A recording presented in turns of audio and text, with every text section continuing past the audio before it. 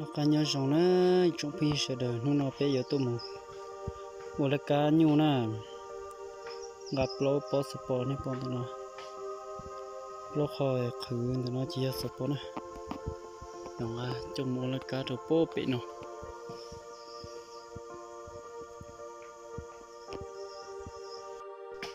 bây giờ tỏ wow rồi bị nó nữa ôi bị nó đã tỏ chuyện gì là cá giờ chuyện nung than là nó giờ chó này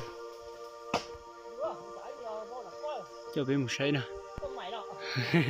một sấy chọn nón đông yếu vô rồi đúng không giờ nó giờ bắt thơ nữa nó đã tổ chức lại cho nên bỏ bơi luôn rồi nó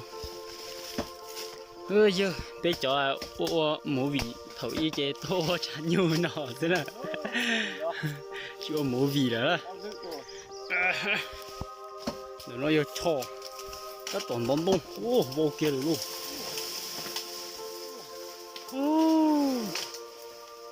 cháu sẽ cho mua vị to thành nhiều thứ rồi.我thành nhiều在做咯。thành nhiều在ở bên trong mà cháu mua rồi bò. 我比就中地是小面上我拿我比过。ô cháu cũng bơi cho chỉ trên đầu suy rồi. Đây nè, đây là bơi này. Chỉ pro là.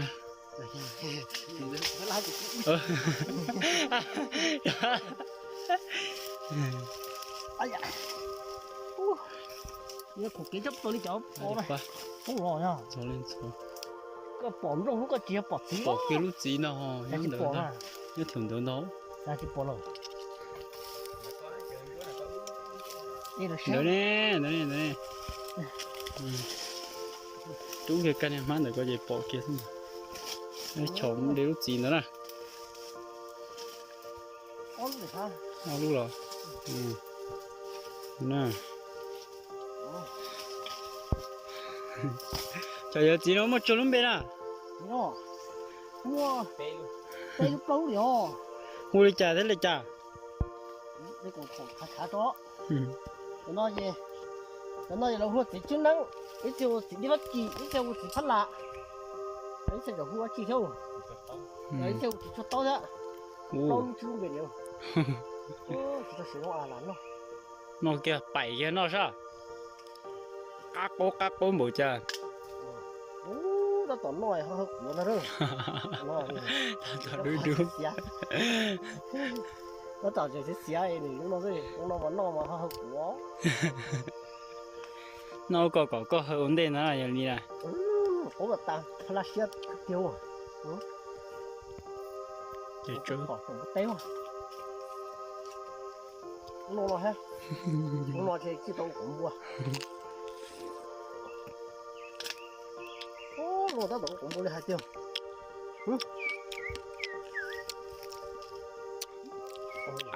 Tê, ố tê. Ôi đúng rồi, ố tiêu rồi. Nó chỉ nhanh. Nó chưa đến nó ấy luôn, chỉ nó nhanh luôn cũng sao. Nó. Lúc đầu chỉ nhanh không? Tiền cô bắt đầu bắn chè rồi. Ố tê này nè. Nó xe. Nhưng mà là cá chân đông đun đã lên. Nó sù rồi nè, chị nó nè. Nó sù bố bị tê to xe nó sơ. Khó xe cưng cô. Nó sù bị to xe ta chỉ vô rau hồn trong tuọn nó nè. Nó tê học bố tao đủ nó sẽ nữa chị nó. Đừng mong để nó sù nó mà hà rong hà lo để kiếm khó bạ.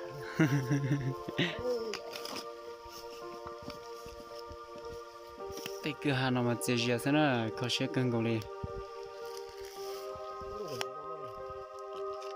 Có kẹo. Sao phân cái chó tua ôm một vì sao để chỉ tua bị tết trúng là chúng lấy tua cẳng lên ha. Mà xe là lu chuẩn thì nó bé tuần thì nó sai đấy. Tua tua nông nữa tận đây nào mà chia tua là cá tua tua nông chứ. Tua làm mông này chả nói chịu nó xe. Tuần nó chỗ là cá là chó đã to. Nhưng mà dễ nè, chỗ sao bao tu hổ nè. Trời ơi, tuần đông chứ nè. Đông gì à? Gì rồi? tay cái số bò họ còn đó rồi cái số bò chủ cái đó hú chủ cái số bò nó nè bò cho đến đâu tụi nó đó là ê chủ cái nào mất chết rồi mà lấy ra có một chút của nó đó nè tụi nó cá nhiều không tại sao số bò đến đâu nó bò to rồi nè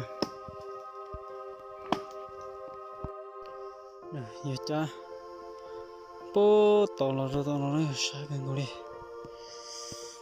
mất đi được bao nhiêu mà cha luôn này cha là trở ở trong nó bố tao này rồi thì cha ở trong nó thì nó ăn răng nó được bố tao rồi đầu đời chơi này bọn nó bố tí nè giờ cha trong nó là cam được thì sai cái gỗ sau đó cá nó mà chịu gì kia nè cha là son đua nè cha là sầu kia lại sầu nó sầu nó rồi chú ý tờ nó bố tỏ thế nào tôi chỉ mà tờ nó tại kỳ mà đã có tôi cha rồi cha trời cha sầu bố tỏ nó nè bố tỏ cho bố tỏ để cần gỗ đó cho nó nè sẽ có số nó nó cần gỗ nữa nó trông cần gỗ đi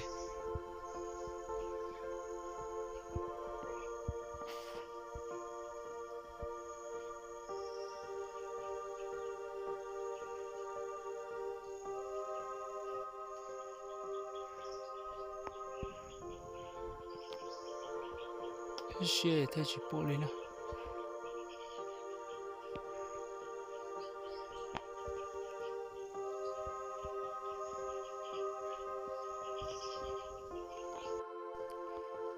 ta chỉ nó chọn cái đó tỏ cha bị cha phụ tổ lỗ nữa cha phụ tổ lỗ xong rồi ô sao cần ngủ nữa của sao tệ gì cho chú chẳng sư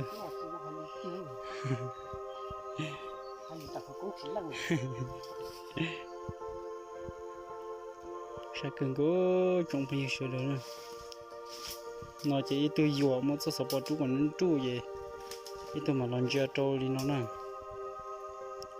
nó cho yêu chỉ luôn đó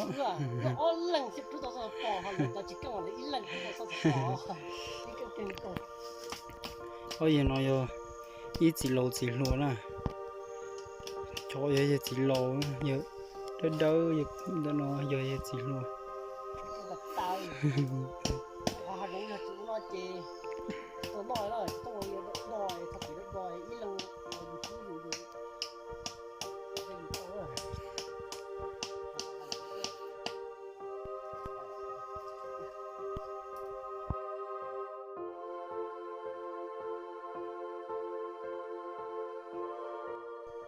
chú nó nè chú nó bố thì nó chỉ tao son dễ rồi nè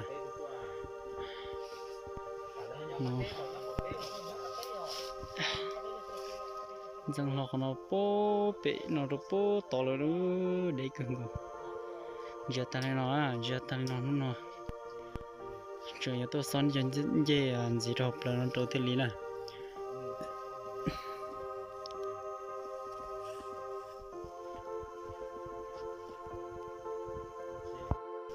nó là một chế đó nè chỉ mong tờ lại là một chế gì có nó biểu gì to từ tiêu thay nào mà dùng để chuyển gì rồi thế mà rồi cái nó biểu nó như gì hả ô sao thế tiêu tiếp lâu này